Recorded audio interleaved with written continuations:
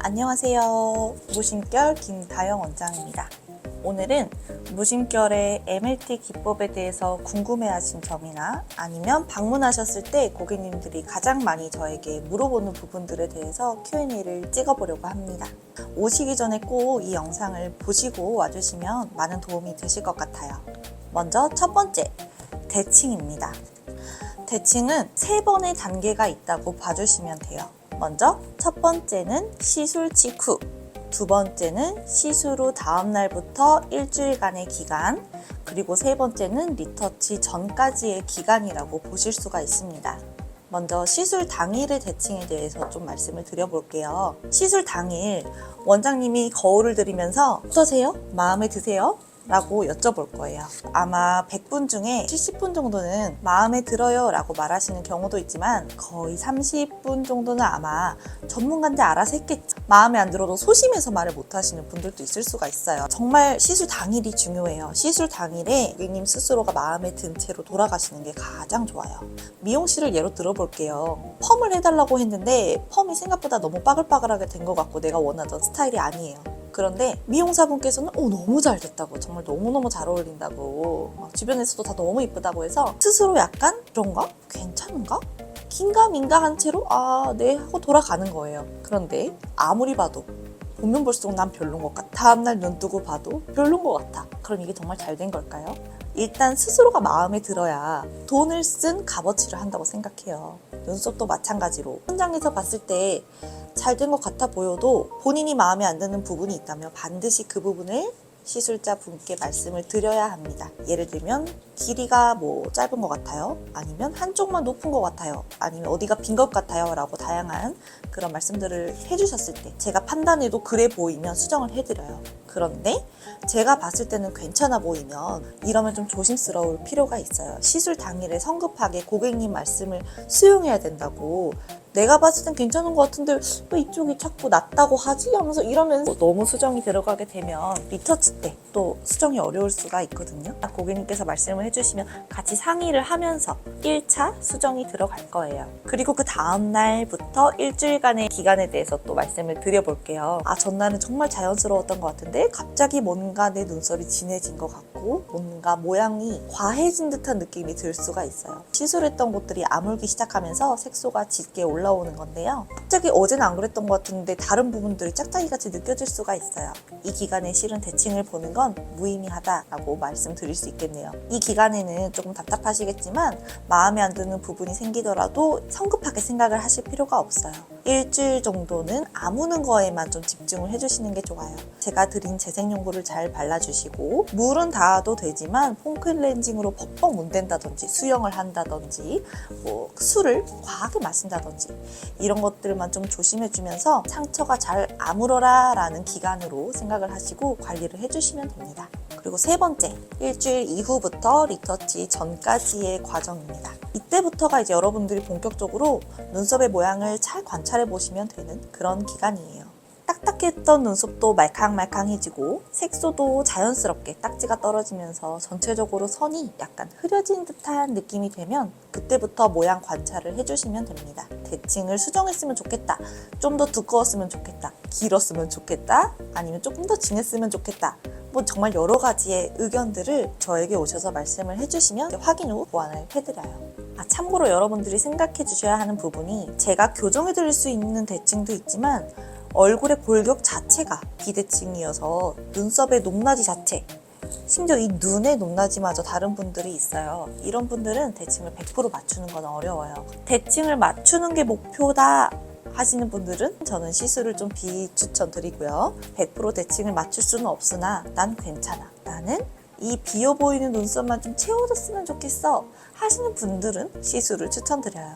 두 번째, 눈썹 컬러에 대해서 설명을 드릴게요. 저희 무심결은 남녀노소 불문하고 고객님 개개인이 갖고 있는 눈썹 컬러에 맞춰서 처음에 시술을 들어갑니다. 일단 정말 첫 번째 목적은요, 비어있는 부분들을 자연스럽게 채우는 게 주 목적이에요. 그러면서 일단은 형태감 정도만 좀 교정을 들어가고 마음에 들었다, 여기서 조금 더 고정하고 싶습니다 하면 리터치 때 이제 조금 더 모양의 틀을 잡아드리는 게 리터치예요. 여러분들이 기본적으로 생각하던 시술 첫날에는 색칠한 것처럼 까맣고 틀이 명확한 눈썹을 생각하고 오신 분들은 시술을 받고 나면 생각보다 자연스럽고 틀이 꽉 잡혀있지가 않아서 오히려 연하게 됐다고 생각하시는 분들이 계세요. 연하게 넣은 게 절대 아니라 결 자체가 그렇게 들어간 것이기 때문에 그렇습니다. MLT 기법을 알고 오신 분들은 정말 만족하시지만 소개를 받고 오신 분들, 이렇게 진하게 될 거라는 생각을 항상 하고 오셨다가 막상 시술을 받으면 자연스러워서 좀 당황을 하시더라고요. 이런 부분들을 조금 미리 알고 오시면 좋으실 것 같습니다.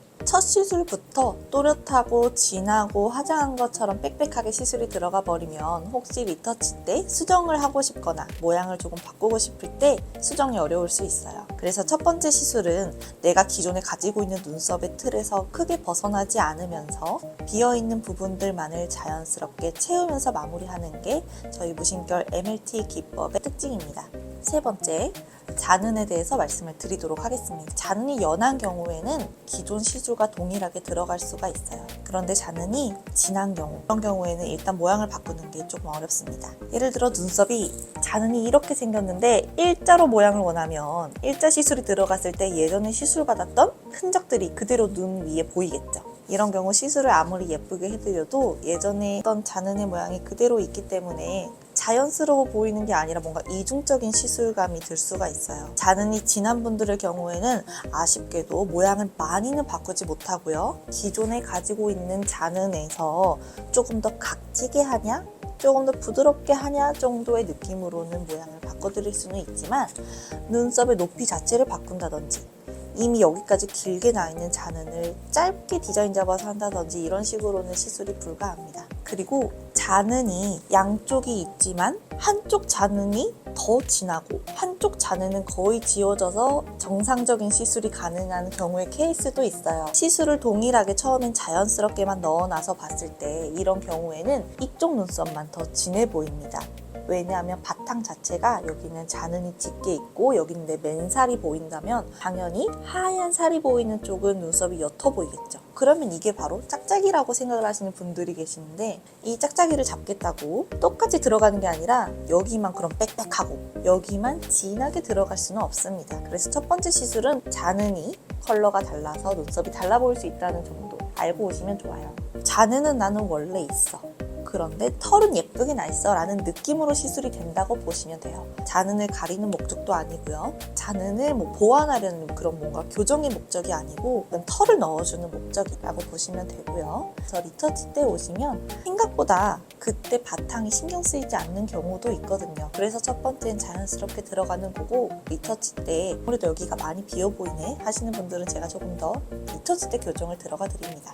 유지력에 대해서 또 말씀을 드릴게요. 유지력은 평균적으로 1년을 잡습니다. 1년에서 더 길게 가시는 분들이 있고 더 짧게 가시는 분들이 있어요. 기간은 피부 타입에 따라 상이하다 라고 말씀을 드릴 수 있습니다. 오래 가지 않는 피부의 경우에는 기성 피부이거나 아니면 기존에 시술을 받은 경험이 있어서 피부에 좀 섬유화가 진행되어 있을 경우 이런 경우 혹은 흉터가 있는 경우에도 색소가 잘 들어가지 않거나 들어가더라도 빨리 빠지는 경우가 있어요. 이런 분들은 빨리 빠지면 8개월 정도만 돼도 흐려지시는 분들이 있습니다. 리터치 때 오셨는데 많이 지워져서 왔다 하시면 리터치 때 시술을 받고 나서 3차 시술을 받으셔야 할 수도 있어요. 이런 경우에 재터치는 선택사항입니다.